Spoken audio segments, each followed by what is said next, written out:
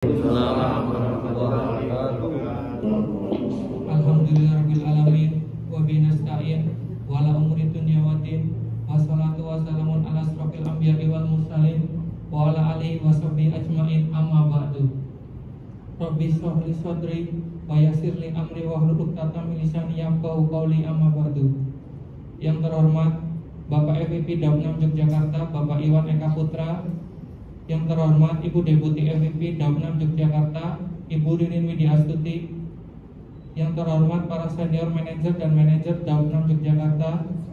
Yang terhormat Ustadz Dr. Haji Trip Pitara MSI MKes, serta yang kami banggakan seluruh pegawai Daunam Yogyakarta yang telah hadir dalam acara pengajian rutin, baik yang berada di masjid maupun yang hadir via Zoom meeting. Terlebih dahulu marilah kita panjatkan puji dan syukur kita kepada Allah Subhanahu wa taala yang telah melimpahkan rahmat, hidayah serta karunia-Nya sehingga pada kesempatan siang hari ini kita masih diizinkan untuk berjumpa kembali dalam pengajian rutin mingguan. Salawat serta salam tak lupa kita haturkan kepada Nabi kita, Nabi Muhammad SAW, yang sebagaimana telah memimpin umat Islam yang merupakan agama yang paling diridhoi Allah Subhanahu wa taala. Semoga dengan memeluk agama Islam yang penuh berkah ini, kita bisa selalu mendapatkan syafaatnya hingga di akhir zaman ini. Amin ya rabbal alamin. Para hadirin yang dirahmati Allah, perkenankan saya membacakan beberapa susunan acara yang akan dilaksanakan pada kesempatan kali ini. Acara yang pertama yaitu pembukaan, yang kedua sambutan, yang ketiga pembacaan ayat suci Al-Quran, yang keempat tausiah dan doa, dan yang kelima penutup. Rekan-rekan semua yang telah hadir, marilah kita buka acara yang pertama ini dengan membacakan basmalah bersama-sama. Bismillahirrahmanirrahim. Semoga dengan dibukanya acara ini bersama-sama, kita bisa dengan lancar mengikuti acara pengajian dan penyuluhan kesehatan ini sampai berakhirnya acara nanti. Dilanjutkan dengan acara yang kedua. Pada kesempatan kali ini kita akan mendengarkan sambutan dari Bapak Manajer PBJ, Bapak Budi. Waktu kami persilakan.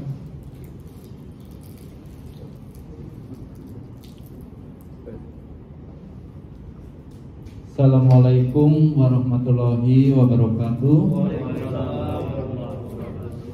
Yang kami hormati Bapak PVP, Ibu Deputi, para SM, manajer, dan seluruh jamaah yang hadir baik melalui offline ataupun yang online. Pertama-tama marilah kita panjatkan puja dan puji syukur atas kehadirat Allah Subhanahu wa taala, yang mana pada kesempatan siang hari ini alhamdulillah kita masih diberikan kesehatan, keselamatan, kebahagiaan. Masih kita bisa berkumpul dalam suasana yang bahagia, walaupun kondisi saat ini adalah masih melaksanakan posko lebaran bagi yang melaksanakan. Alhamdulillah pada siang hari ini seperti biasa kita masih istiqomah, masih selalu melaksanakan rutinitas kita, sholat berjamaah, zuhur berjamaah. Dan pada kesempatan siang hari ini alhamdulillah setiap hari Kamis kita akan melaksanakan kegiatan pengajian, Pak. Dan alhamdulillah ini saya senang sekali. Saya tadi ngobrol-ngobrol sedikit dengan Pak Ustadz. Ini ada momentum yang sangat baik. Jadi bahagia kapan saja, di mana saja, Pak. Luar biasa ini. Jadi saya tidak lama-lama ini Pak Ustadz untuk ingin mendengarkan apa sih kiat-kiat yang akan disampaikan terhadap kita untuk selalu bahagia di kapan saja dan di mana saja. Saya kira dari saya tidak panjang lebar, mari sama-sama kita mendengarkan ceramah dari Pak Ustadz. Mudah-mudahan apa yang nanti disampaikan bisa kita aplikasikan di masyarakat maupun di keluarga. Akhir kata, wabillahi taufiq wal hidayah. Wassalamualaikum warahmatullahi wabarakatuh. Terima kasih kepada Pak Budi atas pemaparannya. Menginjak acara yang Recording in ketiga, progress. itu ada pembacaan ayat suci Al-Quran, Quran surat Al-Fatihah ayat 1 sampai 7, tausiah serta dilanjutkan dengan doa. Kepada Ustaz Dr. Haji Tripitara MSI, MKes kami persilahkan. Baik, marilah sebelumnya kita awali dengan baca basmalah. Bismillahirrahmanirrahim. Assalamualaikum warahmatullahi wabarakatuh. Waalaikumsalam warahmatullahi wabarakatuh. A'udzu billahi minasy syaithanir rajim. Bismillahirrahmanirrahim.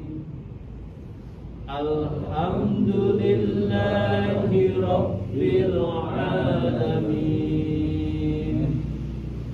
Ar-Rahmanir Rahim. Maliki yaumiddin. Iyyaka na'budu wa iyyaka nasta'in. Ihdinas siratal mustaqim. Siratal ladzina an'amta 'alaihim ghairil maghdubi 'alaihim waladdallin.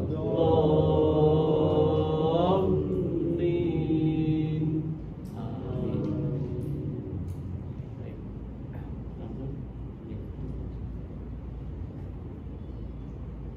Yang saya hormati Bapak AVP Daud 6 dan juga jajarannya, para manajer, Pak Budi, Pak manajer, juga SDM dan Bapak Ibu semuanya, karyawan PT KAI, rahimahullah.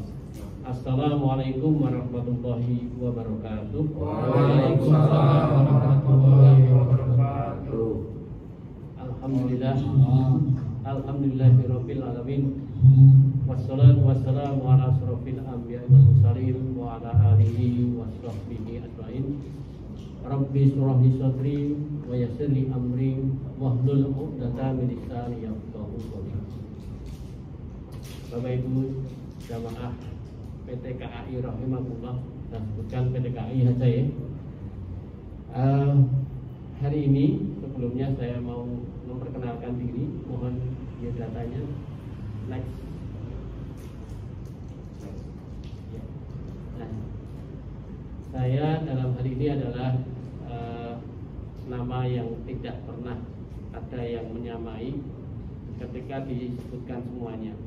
Tapi kalau hanya dipanggal satu mungkin ada yang sama, Tripitara. Jadi kalau dari nama ini seperti nama kitab suci dengan kata K, Tripitaka. Saya Tripitara. Saya asli Jogja, tinggal saya ada di Jalan Kalurah KM 9, dan saya sehari-hari ada di Fakultas Kedokteran UNY di program studi pendidikan dokter. Nah, beberapa hal yang perlu saya sampaikan ketika Bapak Ibu menginginkan meningkatkan kecerdasan emosi, kecerdasan spiritual, bisa di tune in di radio setiap malam minggu. Ya, di situ ada materi tentang motivasi di Pro 2 sejak tahun 2008 sampai hari ini on air. Nah, saya kira itu perkenalannya. Kemudian yang berikutnya slide. Ada satu pertanyaan kepada Bapak Ibu sekalian, apa sih yang dimaksud dengan bahagia? Orang menyebut happiness. Kira-kira apa Bapak Ibu?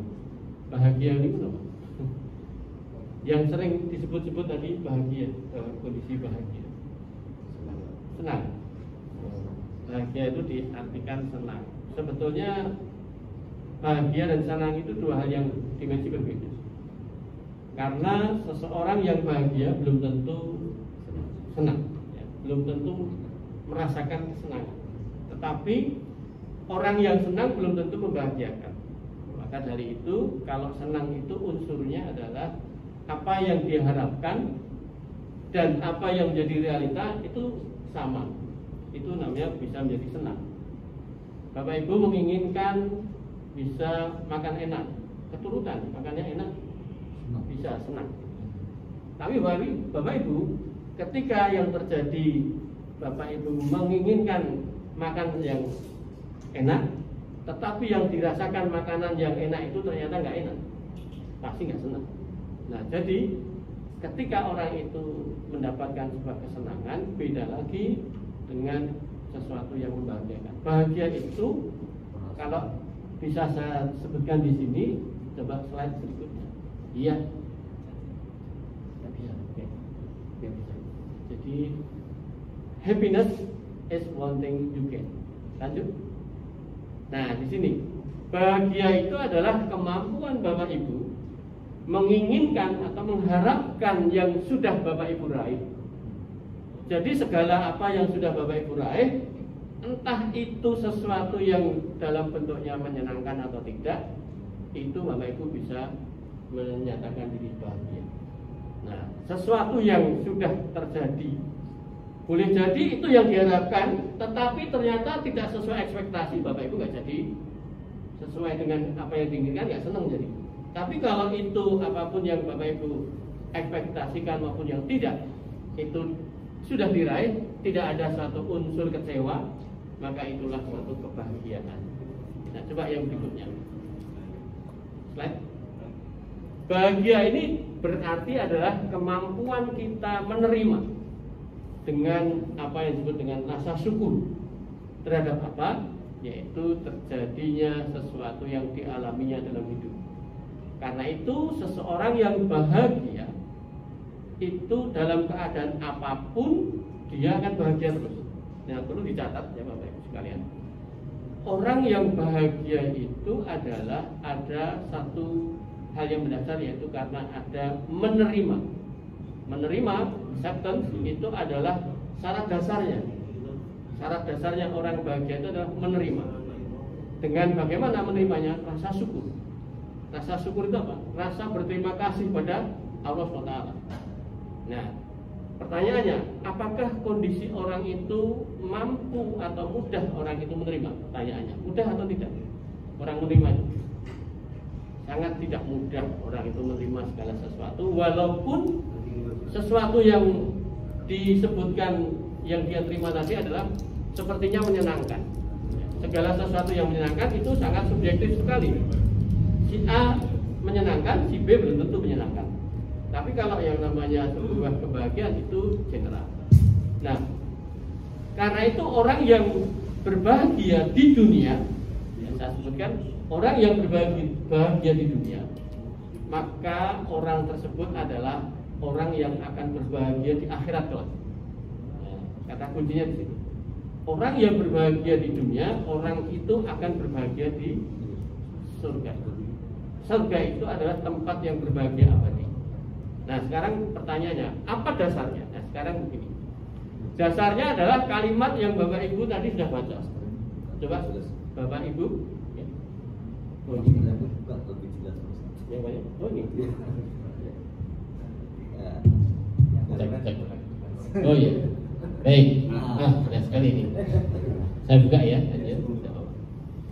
Jadi dalam bacaan Al-Fatihah tadi, salah satunya adalah kita minta pada Allah, ihdinas siratal mustaqim.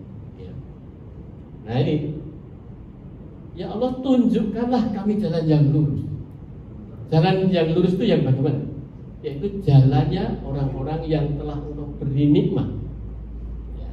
Yang telah Engkau beri nikmat, dan nikmat ini adalah yang bisa diberi nikmat adalah orang-orang yang diberi nikmat, mendapatkan kenikmatan, bisa menikmati. Nah, terus bukan jalannya orang-orang yang sesat. Sesat itu bagaimana? Menempatkan segala sesuatu bukan proporsinya, yaitu dolim.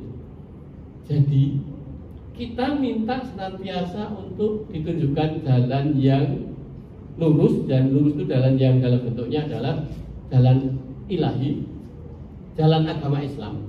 Maka posisi berikutnya adalah sebagaimana jalannya orang-orang yang telah engkau beri nikmat, dan nikmat itulah dia bisa menikmati. Nikmat Allah itu ada nikmat yang dalam bentuknya sesuatu yang memang diharapkan, ada juga sesuatu yang tidak diharapkan tapi itu adalah nikmat dari Allah. Sakit itu nikmat atau bukan, Bapak Ibu? Sakit nikmat. Sakit itu adalah nikmat dari Allah. Kalau Bapak Ibu bisa mencerna sakit adalah nikmat, maka itu nikmat yang tidak pernah kita harapkan. Betul atau tidak? Tapi itu adalah nikmat. Persoalan yang berikutnya, sehat itu nikmat apa tidak? Nikmat. Nikmat yang diharapkan. Jadi dua-duanya adalah nikmat. Kok bisa sakit itu nikmat? Seseorang yang diberi sakit, maka yang terjadi di situ salah satunya adalah itu media menggugurkan dosa lebih efektif. Karena apa? Ketika orang itu sabar dalam sakitnya, Allah gugurkan semua dosa-dosanya. Tidak ada yang bisa menggugurkan dengan mudah dengan media yang tidak dalam posisi yang paling efektif kecuali sakit. Kalau sakit, orang akan lebih mendekatkan diri pada Allah. Nah, ini salah satunya. Ketika orang sakit tidak akan mudah punya potensi berbuat jahat. Potensinya diminimalkan, walaupun bisa. Karena itu orang-orang yang sakit biasanya dia akan semakin ingat mati. Siapa yang kalau sakit kemudian aduh mati aku, ya. Pasti kan gitu. Pasti dia larinya ke yang menciptakan kita, lebih mendekatkan diri. Nah, karena itu dengan rasa syukur itu mengoptimalkan apa yang Allah berikan kepada kita terhadap apa yang sudah dialami itu disyukuri. Karena itu tidak ada kufur nikmat. Nah, coba slide berikutnya, Bapak. Jangan risaukan nikmat yang belum Anda peroleh. Kita itu sering merisaukan nikmat-nikmat yang belum kita peroleh. Maka saya menyampaikan quote ini, jangan risaukan nikmat yang belum Anda peroleh, tetapi risaukanlah nikmat yang belum kita syukuri. Nah, ini yang jadi masalah. Ketika kita bangun tidur, kita tahu posisi kita ada di dalam kamar kita, ada waktu kita bisa tahu waktu pagi atau waktu sore. Pertanyaannya, pernahkah Bapak Ibu bangun pagi tidak tahu ini saya di mana? Ini bahaya sekali. Ini terjadi demensia, memorinya hilang. Karena itu orang yang terjadi kasus yang namanya amnesia, kemudian terjadinya kasus misalnya pikun itu sampai tidak tahu pagi dan sore tidak bisa bedakan. Sudah makan apa belum juga tidak tahu. Bahkan nanti bisa hilang dalam bentuk memorinya sama sekali mengenal istri, mengenal suami, anak pun tidak tahu. Nah, bahkan sampai berikutnya tidak bisa bicara. Sebab apa? Memorinya blank, hilang semuanya. Karena itu Bapak Ibu sekalian, ketika kita diberi nikmat bisa lupa, diberikan nikmat dalam bentuk bisa mengingat, bisa menelan menggunakan mulut kita ini, kita telan makanan itu hal yang luar biasa. Fabi ayyi ala rabbikuma tukadziban. Kita sering mendustakan nikmat Allah. Padahal Bapak Ibu kalau ingin mencari pendekatan kemudahan bersyukur, pergi ke rumah sakit, ke ICU. Lihatlah orang-orang yang dalam posisi di tracheotomi. Tracheotomi itu napasnya, ventilatornya lewat sini tenggorokan. Lalu dia makan pun pakai selang. Itu bukan hal yang perkara mudah. Karena itu ketika kita bisa menang, alhamdulillah. Nah, maka jangan pernah kita merisaukan nikmat yang belum kita raih, ya. Tetapi risaukanlah nikmat-nikmat yang sudah dalam bentuk ada ini belum kita syukuri. Karena itu perbanyak rasa syukur, itu akan bahagia. Yang berikutnya, next. Nah, sudahkah Bapak Ibu di dalam masjid ini maupun di tempat tempat tugas masing-masing ini dalam keadaan bahagia? Pertanyaan dasar. Sudahkah bahagia? Apakah bahagia kita ini hanya dengan menggunakan syarat kalau tanggal muda aku bahagia, banyak uang aku bahagia, begitu? Slide berikutnya. Next. Tunggu ya. Kondisi apa yang menyebabkan kita bahagia? Lanjut. Ya, ada kondisi apakah yang menyebabkan kita bahagia? Kondisi apa yang menyebabkan Bapak Ibu itu tidak bahagia? Kalau kita bahagia itu masih dalam kondisional, maka kita jangan berharap kita bisa mencita-citakan diri masuk surga. Karena ketika orang itu bahagia, kondisi apapun dia akan bahagia. Maka panggilan Allah di dalam Quran surat Al-Fajr ayatnya 27 sampai 30. Bismillahirrahmanirrahim. Ya ayatuhan nafsul mutmainnah, irji'i ila rabbiki radiyatan mardiyah. Fadkhuli fi ibadi wadkhuli jannati. Bapak Ibu, biasanya ayat ini ketika Allah memanggil kita dengan panggilan ya ayatuhan nafsul mutmainnah, wahai jiwa-jiwa yang tenang. Jiwa yang tenang itu apa? Saat seseorang itu dalam keadaan apapun tetap tenang. Saat dia sakit, dia merasa bersyukur, ya Allah, Engkau masih memperhatikanku. Dengan rasa sakit ini aku mendapatkan perhatianmu, ya Allah. Karena ketika kita itu diberi sehat itu bisa jadi istidrak. Apa namanya? Di ujung. Karena ketika orang sehat, orang pasti banyak lupa. Lupa apa? Nikmat Allah tadi. Ketika kita bisa tangannya begini-begini ini pekerjaan yang sebenarnya mudah, padahal ini pekerjaan yang sangat sulit sekali. Ketika orang stroke nggak bisa begini-begini, ya. Jadi jangan dikira semua organ biologi kita ini sesuatu yang luar biasa, canggihnya dan syarat-syarat ketentuan dan berlaku berlangsung di sini. Karena itu Allah memanggil orang-orang yang tenang tadi, kembalilah kepadaku dengan penuh ridho. Nah, ridho adalah satu sikap menerima. Jadi kembalilah kepadaku berarti menghadap Allah dengan ridho, menerima. Lalu dalam bentuk berikutnya kalimat itu, masuklah ke dalam golongan jamaah hamba-hamba, masuklah ke dalam surga. Siapa tadi yang dipanggil kira-kira? Wahai jiwa yang tenang. Pertanyaannya, apakah jiwa yang kemerungsungan dipanggil? Ya ayat Tuhan nafsul kemerungsung? Tidak ada yang dipanggil. Ya ayat Tuhan nafsul mulhamah, nafsul yang mulhamah, nafsul wawamah, nafsul emosional, ya amarah. Tidak.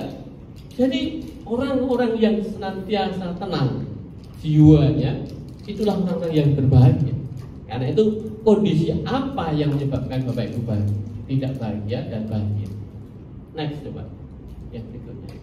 Apakah ada yang belum tercapai terhadap apa yang kita cita-citakan selama ini? Saya yakin tidak semuanya Bapak Ibu berkehendak menginginkan cita tercapai. Belum tentu. Sampai hari ini belum kelakon itu bisa. Ya. Tapi apakah kemudian kita tidak bahagia? Nah, kalau tidak bahagia berarti kita senantiasa hidupnya belum bahagia. Lanjut. Nah, ini mohon dijawab pertanyaan berikutnya. Coba slide. Apa sebab Allah memberi kesempatan Bapak Ibu hidup sampai hari ini? Bisa menjawab? Kok Allah itu masih memberikan kemudahan kita bisa bernafas, bisa jamaah di masjid? Itu karena apa? Kira-kira apa? Masih ada rezeki, Pak. Masih ada rezeki. Well, rezeki itu tandanya ketika orang masih hidup. Ya. Ketika close, rezekinya itu artinya mati. Ya. Nah, bukan itu. Kan pertanyaan apa sebab Allah memberi kesempatan Bapak Ibu masih diberi hidup?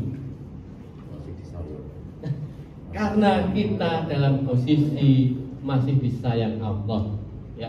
Karena Allah punya Maha Rahim, ya, Maha dalam bentuk kasih sayang, ya. Bismillahirrahmanirrahim, ya. Inilah satu bentuk Allah itu memberikan kesempatan kepada kita untuk masih punya kesempatan berbekal diri. Ya, lanjut. Yang berikutnya Bapak Ibu, apa makna hidup itu? Apa makna Bapak Ibu masih diberi hidup itu? Kira-kira apa? Apa Pak? Nah, segera terus bertobat. Bisa. Amal investasi akhirat. Ya. Nah, betul. Jadi, nah, sahabat berproses tadi.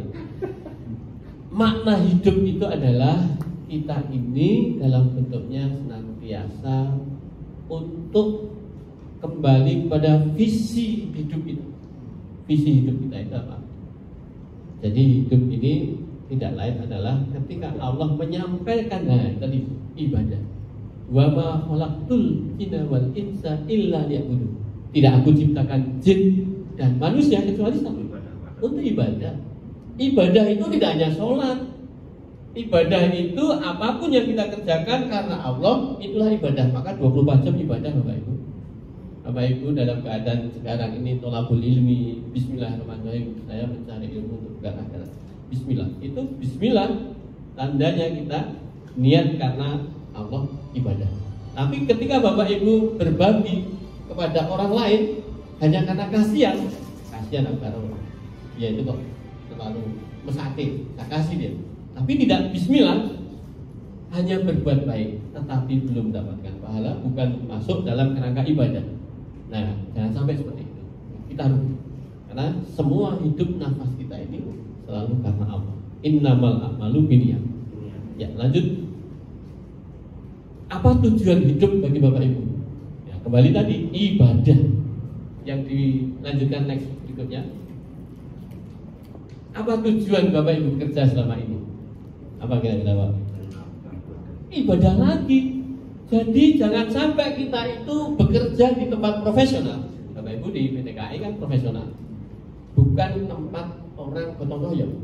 Nah, jadi kalau dalam bentuk tempat gotong royong, Bapak Ibu tidak akan mendapatkan upah, gaji, honor ataupun yang lain insentif. Ketika kita bekerja di tempat yang jelas profesional, hal itu semua pasti. Cuma besar kecilnya itu kan tergantung pemberian reward yang dari sistem itu tadi. Nah, masalahnya kenapa kita ini bekerja di tempat profesional kok niatnya mencari uang? Salah ini. Kita nanti dapat uangnya, iya jelas, tapi nggak dapat pahalanya. Ketika kita bekerja mencari uang, pergi dari rumah, di tengah jalan kecelakaan mati, hanya mencari uang.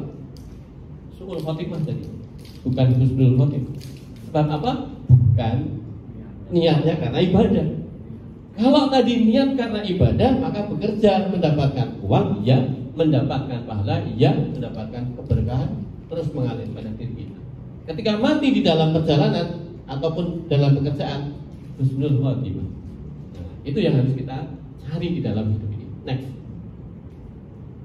Apakah pensiun? Nah, ini bagi yang mau memasuki pensiun, apakah merupakan sesuatu hal yang mengkhawatirkan? Nah, ini pertanyaan yang mendasar bagi kita. Kalau kita masih khawatir, itu berarti kita iman terhadap Allah adalah sesuatu yang perlu dipertanyakan. Yang memberi rezeki bukan PT KAI, bukan manusia, tapi Allah. Jadi Bapak Ibu ini sekarang rezekinya bukan hanya dalam bentuk gaji atau salary yang ada, tapi banyak hal. Nah, karena itu jangan pernah khawatir tentang pensiun. Ya. Yang berikutnya, next. Lanjut.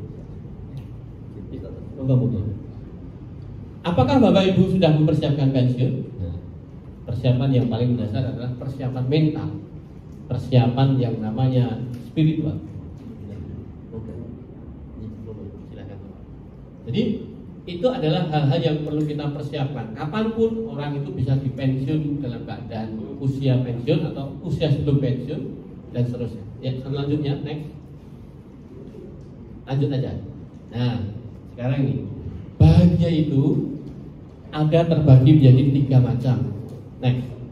Bahagia yang disebut dengan material, fisik. Yang berikutnya bahagia emosi dan bahagia yang disebut dengan spiritual. Nah, ini 3 hal ini orang kadang menyebut material, emosi dan spiritual. Lanjut next. Kita bahas satu persatu. Yang namanya bahagia materi fisik. Next lagi. Itu sesuatu yang bersifat tadi saya sebutkan sesuatu yang menyenangkan. Ya, hati-hati sesuatu yang menyenangkan. Jadi saya sebutkan 3K. K yang pertama kesenangan, K yang kedua adalah kenikmatan, K yang ketiga adalah kenyamanan. Hati-hati di sini. 3 K ini adalah bisa membuat terlena orang dan bisa menjerumuskan seseorang. Semua orang kalau menginginkan kesenangannya ini dituruti terus, insya Allah sakit menjadikan penyebab utama orang menderita. Ya. Makan yang enak-enak terus, senang terus. Ya.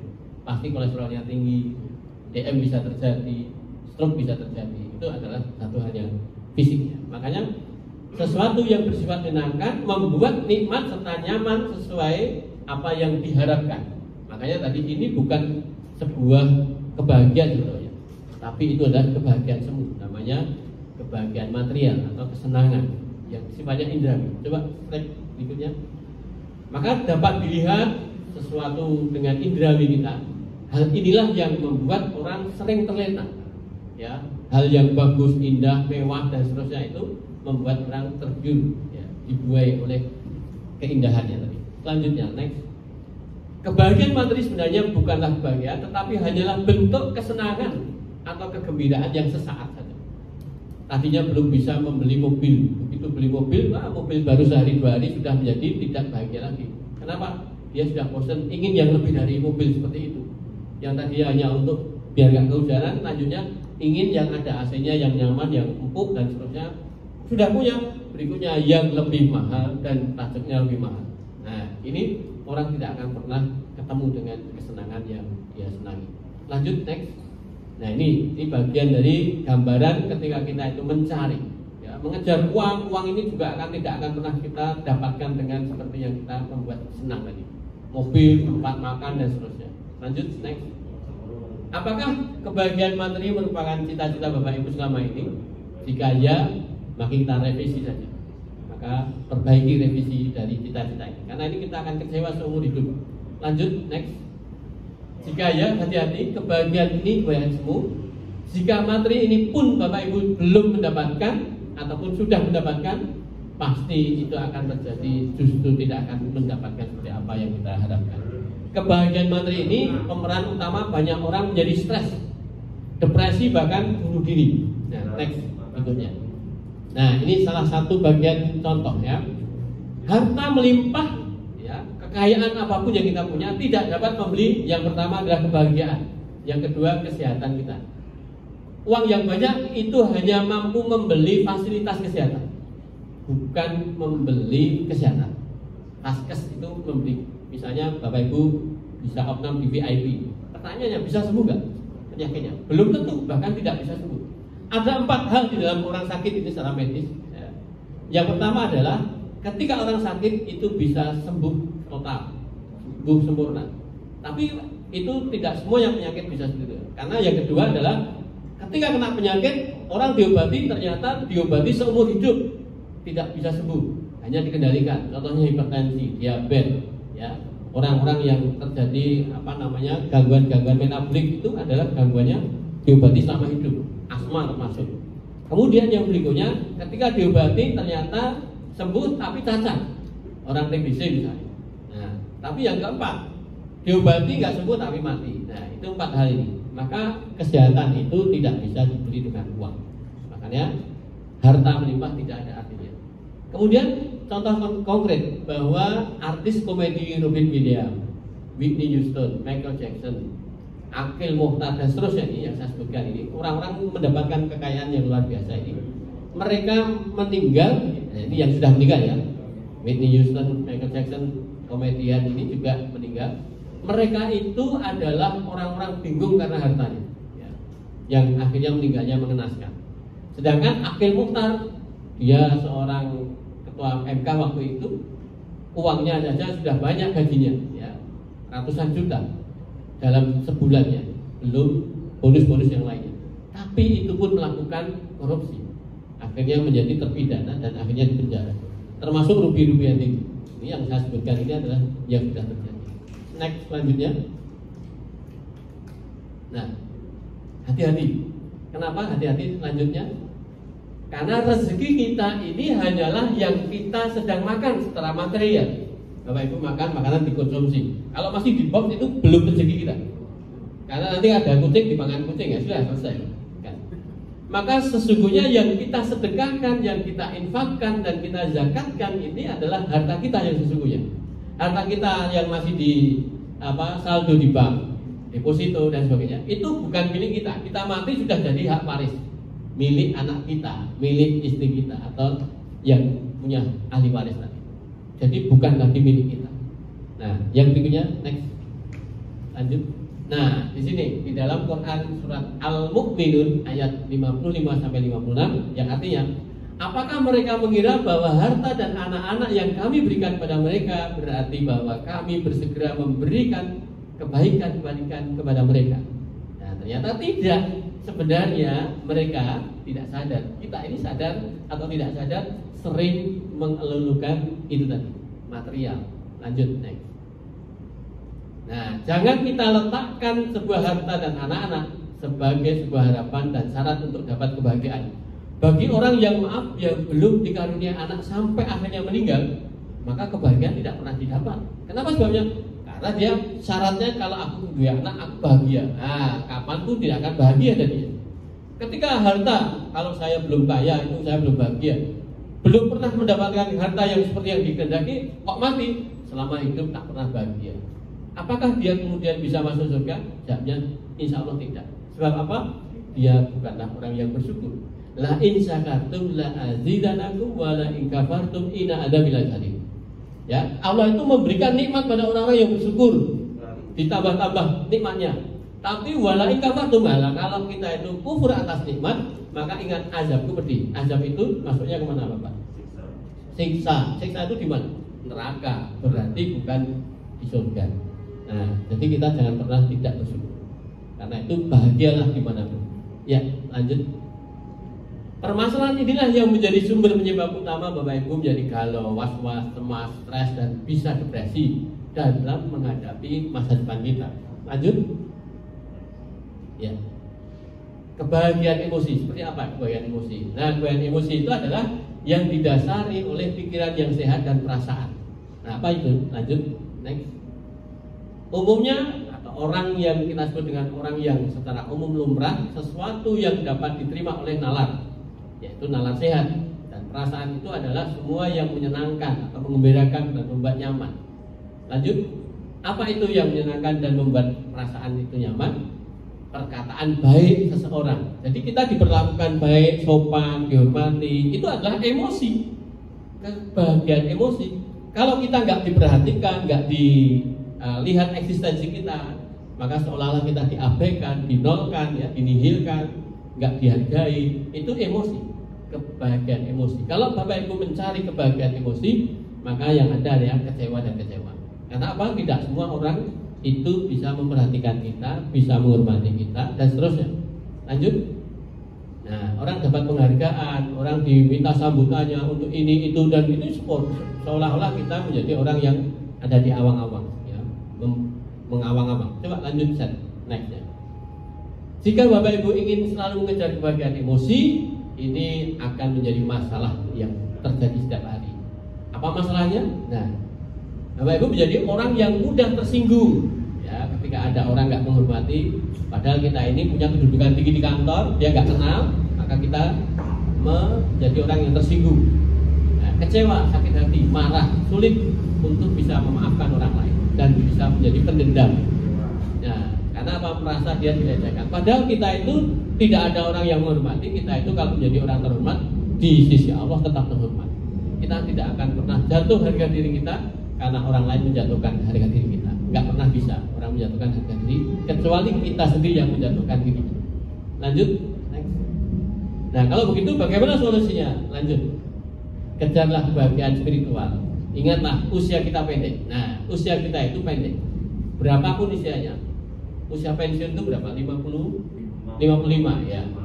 55. Kalau saya dosen itu 65. Kalau sampai profesor 70. Ya. Itu pun pendek. Masa produktivitas pendek. Ya, lanjut. Nah, kebahagiaan spiritual di sini adalah kebahagiaan yang dalam rangka segaranya faktor Allah menjadi kata kunci. Jadi sentris pusatnya adalah Allah. Maka kebahagiaan itu pada Allah. Ya, lanjut next. Apa itu kebahagiaan spiritual? yaitu kebahagiaan yang sesungguhnya, yang sejati dalam diri kita. Tidak ada syarat adanya kesenangan, nggak ada, kenikmatan juga enggak, kenyamanan juga tidak. Lanjut. Karena itu merupakan bentuk dari perwujudan kita mampu melakukan keseimbangan yang saya sebut segitiga happy. Nah, ini yang saya tulis dalam bentuk disertasi ya. Disertasi saya ini salah satunya berdasarkan emosi, berdasarkan spiritual. Apa itu segitiga happy? Lanjut. Yaitu ketika kita memiliki kemampuan pada titik husnudon, titik syukur dan ikhlas, dan titik sabar. Lanjut. Nah, di sini gambarnya. Lanjut. Ada segitiga. Lanjut. Nah, itu husnudon. Jadi orang yang berbahagia adalah orang yang mampu untuk menerima ya, segala sesuatu yang Allah berikan pada kita, bisa dia terima. Yang bisa menerima inilah karena dia kemudian bisa berpikir yang positif. Positive thinking itu syaratnya adalah kemampuan menerima, acceptance-nya bagus. Karena itu orang yang tidak akan pernah bahagia adalah orang yang selalu pikirannya negatif atau suudon. Padahal yang namanya suudon itu dosa. Janganlah kamu memprasangka karena salah satu prasangka itu adalah dosa. Nah, salah satu itu tidak lain adalah suudon. Husnudon adalah sesuatu yang diperintahkan. Nah, maka husnudon adalah titik di mana awal kita untuk bisa bahagia. Lanjut. Ikhlas dan sabar. Orang yang bisa husnudon, berpandangan positif, apapun yang dia lihat, perspektifnya selalu positif. Sekalipun itu adalah sesuatu yang menyakitkan secara kasat mata. Kemudian yang berikutnya adalah ikhlas. Orang yang bisa menerima, maka menerimanya karena Allah pasti dia akan ikhlas. Ikhlas dan ridho itu dua hal yang berbeda. Menerima itu adalah ridho, ikhlas itu adalah segala hal yang dia terima maupun yang dia berikan adalah sesuatu karena Allah. Nah, itu seperti itu. Yang berikutnya, slide. Lanjut, next. Nah, orang yang bisa syukur dan ikhlas, maka orang itu sabar. Hidup ini tak pernah bisa sabar karena tidak pernah bisa husnudon. Segala sesuatu yang belum terjadi itu kita selalu risaukan. Maka tadi janganlah pernah kita merisaukan nikmat yang belum kita dapatkan. Lanjut. Orang yang dalam bentuk husnudon ini bisa terjadi, dasarnya ini boleh jadi kamu membenci sesuatu padahal yang amat baik bagi kita ini. Ya, boleh jadi yang kamu sukai ternyata sesuatu amat buruk. Banyak ini yang terjadi. Sehat itu sesuatu yang menyenangkan. Tapi sehat ini bisa jadi membuat kita mudah melakukan menyekutukan Allah, mudah berbuat maksiat dan seterusnya. Ya, yang berikutnya. Nah, husnudon atau positive thinking menjadi dasar pola pikir yang benar. Lanjut. Jadi mengenal diri kita. Ya, man arafa nafsahu faqad arafa rabbahu. Barang siapa mengenal dirinya, nah di sini kita akan mengenal Tuhan kita. Ya, karena itu Allah memberi apa tentang diri kita ini, diberi fasilitas apa oleh Allah, tangan kita, kepala kita, otak kita dan seterusnya. Kesadaran akan peran diri kita saat ini jadi apa, ya, berperan sebagai karyawan ini punya peran apa, kedudukan itu memiliki job desk apa yang harus dilakukan. Sadar peran diri, sadar pula peran penting orang lain dan sadar akan silaturahmi. Ya, lanjut. Nah, tentang pengertian kaya dalam bentuknya adalah dalam bentuk tentang kita ini menjadi orang yang terhormat, mulia, bahagia. Lanjut. Next. Tentang kejelasan tujuan hidup kita, kita juga tahu kemana arah tujuan hidup kita. Nah, ikhlas dan syukur. Lanjut. Syukur adalah pintu gerbang kebahagiaan. Tanpa ada syukur dan ikhlas, kita tidak akan pernah bisa bahagia. Lanjut. Jika engkau bersyukur pada Allah, ya, niscaya aku tambah nikmat-nikmatku. Tetapi jika engkau mengingkari, sungguh azabku sangat pedih. Lanjut, tadi yang kita sudah sebutkan. Ya, mampu menerima dengan ikhlas terhadap segala apa yang ada pada dirinya, entah itu kegagalan, entah itu kesulitan, maka itu diterima saja, jalani saja. Orang-orang yang ikhlas, orang yang mampu bersikap bersyukur. Orang yang tidak pernah ikhlas tidak pernah mampu bersyukur. Ya, lanjut. Hanya orang yang ikhlas yang dapat menerima realita. Orang yang tidak pernah berpikirnya negatif, orang yang berpikir negatif selalu dia akan tidak bisa realistis hidupnya. Lanjut. Bersyukur apapun keadaannya, maka marilah kita belajar untuk selalu bersyukur dan ikhlas. Lanjut. Tidak ada yang bisa menerima merupakan pangkal kesulitan dan kehancuran diri. Jadi kalau tidak bisa menerima apapun, maka kita jatuh temponya adalah kehancuran diri. Jadi tidak bisa menerima perlakuan buruk salah seorang terhadap kita, maka kita akan stres. Tidak bisa menerima peristiwa yang tidak menyenangkan, menderita, maka kita akan menjadi orang-orang yang selalu stres. Lanjut. Tidak bisa menerima usia pensiun, ya juga stres dan bahkan over syndrome dan bahkan meninggal sebelum waktunya. Tidak bisa menerima sakit yang kita derita, maka kita menderita seumur hidup. Tidak bisa menerima harta yang telah kita peroleh, maka kita hanya menjadi orang miskin sepanjang hidup karena selalu kurang dan kurang. Tidak bisa menerima dalam apapun merupakan sumber penyakit yang mempercepat kita menderita dan bahkan meninggalnya su'ul khotimah. Nauzubillah min dzalik. Lanjut. Nah, yang berikutnya adalah sabar. Sabar itu kunci. Allah selalu ada di mendampingi kita. Nah, innallaha ma'as-sabirin. Ya, Allah itu bersama orang-orang yang sabar. Orang yang sabar selalu dia ingat. Jadi ingat apa sesungguhnya Allah bersama orang-orang yang sabar, dan yang sabar ini sabarnya baik dia kena musibah, dia ingat dia itu ternyata sedang diangkat derajatnya oleh Allah. Kenapa? Menderita sesuatu dia jalani aja. Terus sampai akhirnya dia itu dalam keadaan mentaati untuk tidak menjalankan kemaksiatan, itu derajat yang paling tinggi. Ya, oleh Allah diangkat derajatnya. Lanjut. Nah, sesungguhnya aku memberi balasan kepada mereka di hari ini karena kesabaran mereka. Sesungguhnya mereka itulah orang-orang yang menang. Jadi kalau kita ini orang yang gak pernah sabar, kita itu orang kalahan. Dan kita menjadi orang yang tadi tak pernah bisa bahagia sepanjang hidup. Lanjut. Next.